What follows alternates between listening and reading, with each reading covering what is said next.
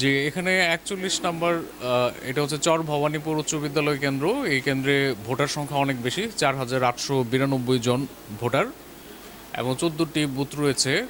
সকালের দিকে ভোটার উপস্থিতি একটু কম ছিল, কিন্তু এখন দেখছি যে আস্তে আস্তে ভোটার উপস্থিতি বাড়তে শুরু করেছে। আমরা প্রথম ২ ঘন্টায় কাস্টিং নিয়েছি, তখন কাস্টিং ছিল ৭%-এর মতো।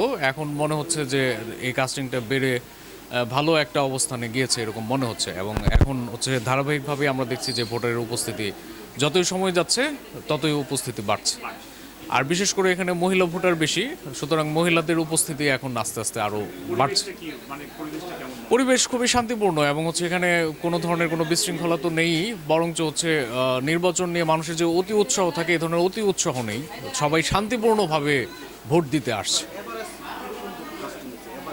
অ্যাভারেজ এখন পর্যন্ত আমার মনে হয় যে 10% ক্রস করেছে, এরকম হবে। হ্যাঁ, এরকম হবে। তবে ভোটার যেহেতু ধারাবাহিকভাবে আসছে, তো আমি মনে করি যে সারাদিনে দিন শেষে ভালো একটা কাস্টিং হয়তো আমরা এখানে পাবো, এটাই আমি প্রত্যাশা করছি।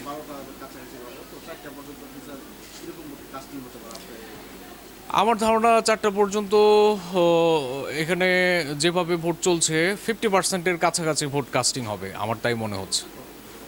জি।